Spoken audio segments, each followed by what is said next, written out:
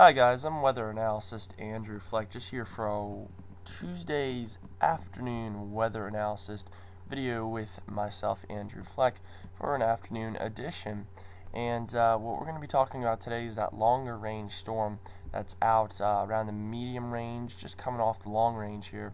And I did post a few maps over the past few days, just illustrating and giving a good example of what is going to be coming into play. So what I'm going to do today is give three areas or three looks. I'm going to show you the pressure look, I'm going to show you the vorticity look, and I'm going to give you the temperature and precipitational look.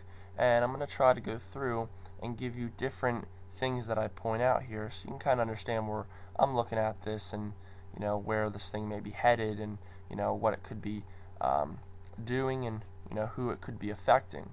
So what I'm first going to show you here is you've really the northern jet sitting up here, okay? So it's really, really not too far south. Things have kind of retreated a little bit. This upper level cyclone up here is very interesting, which I'll get to in a little bit. But down here you can see a little green, a little gray here, and that's indicating a low pressure down here. And that's the low pressure we're going to be talking about. And what that's going to do is that's going to move to the northeast, and later on that's going to then move closer to the southeast and mid-Atlantic states. And as you can see here again, the northern jet comes down a slight bit, but you still see that upper level cyclone up here, and that's still holding some grasp. As you can see, there's a little bit of a trough from that, and that actually keeps some of the cold air in toward the upper mid-Atlantic and the upper northeastern regions. And this low pressure is still following that. And what we do think right now is that the track splits up to about here and then connects to the northern jet and rides out to sea. So let's go to the vorticity charts here and give you more of a better look at this upper level cyclone up across Canada. And what we have here now, currently is the storm that is south in the Gulf. Then you have the upper level cyclone up here across Canada. Now what we don't see in the pressure map that I showed you earlier was that this string here of energy, it's actually coming from this upper level cyclone up here. As you can see here, it's stringing together into the cyclone, and wrapping around. Then what we have, and what keeps the northern jet moving is this upper level low that's then going to bring, just a train of energy toward it, and you're going to have this low pressure moving this way, and you're going to have pretty much some type of touch around here before this thing moves out and off to sea. Now we're going to now go a little further down the hours and show you what I'm talking about. So now what you have, is now this upper level cyclone starting to move out, but what it's going to have is going to bring the back end energy with it, and that's what you see coming down here, and out to sea. And what this storm now is doing is it's going to start moving up to the northeast, but the problem is that unless this storm itself, and its energy around it absorbs itself in the northern jet, well then I could see how that could connect with this energy in here, and then you could have maybe some type of winter precip area around here. But the one thing that I think is holding off right now is you have this upper level cyclone way east already, and it's bringing just the back end energy that mainly kicks any back end energy south or west out with it. So what happens is you take this low pressure, moves across the southeast, and then it connects out to sea. But a lot of people have been going and saying, how about this thing move into the mid-Atlantic? How about it move into the northeast? Well, what I liked about the 60 GFS today on Tuesday morning was the low pressure, that was around the Gulf that initially came down from the northern jet across the west.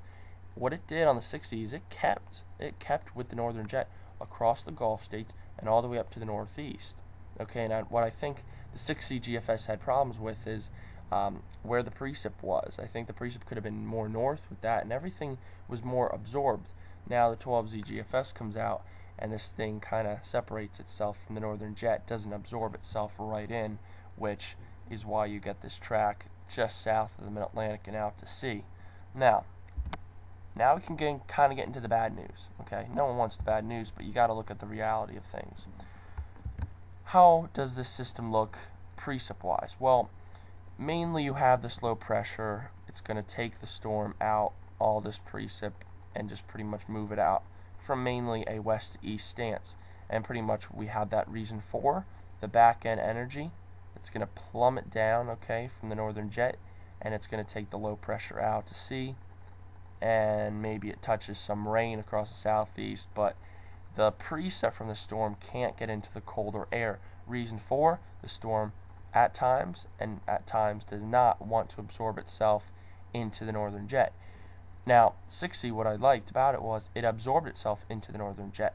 12Z didn't, and I didn't like it. I didn't like that at all. But realistically, we just need to keep running the runs through and seeing what we have here. That's the best thing that we can do. So now what I do go and say is, well, you know, what if this back end energy wasn't here? What if this back end energy was here?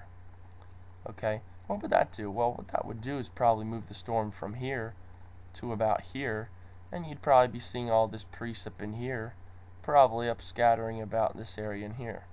So what I would be actually watching for there would be to see where this energy up here, this back end energy after the cyclonic low, this back end energy, where is it? Is it up here? Okay, that slash is pretty much the storm from moving into the bigger cities, or does it maybe retreat a little bit to the south, okay, allowing the northern jet to move a little bit to the south, letting the storm absorb into it, and then maybe getting yourself some wintry precip this weekend? Well, we won't know yet, but last but not least, let's look at where the temperatures are, okay? This is pretty much where any wintry precip would be falling, okay? The one last thing that I am very hesitant on is there is absolutely zero, okay, cold air behind this. Now, for this to happen, this back end energy has got to plummet more south. So you can take this line here and move it maybe down here, and that'll force the storm maybe up the coast a little bit. That's my best guess right now, guys. I gave you 3 good imaging factors. Pressure-wise, I'd like to see this thing hang on to the northern jet more so it could absorb itself in, move itself a little more north. Vorticity-wise, I don't think it's too bad. Temperature-wise, that's another one that scares me. So that's more the in-depth look this Tuesday afternoon. Hope you guys enjoyed it. Have any comments, feel free to comment me. I'm around all day. So hope you guys have a good Tuesday afternoon, and I'll talk to you soon.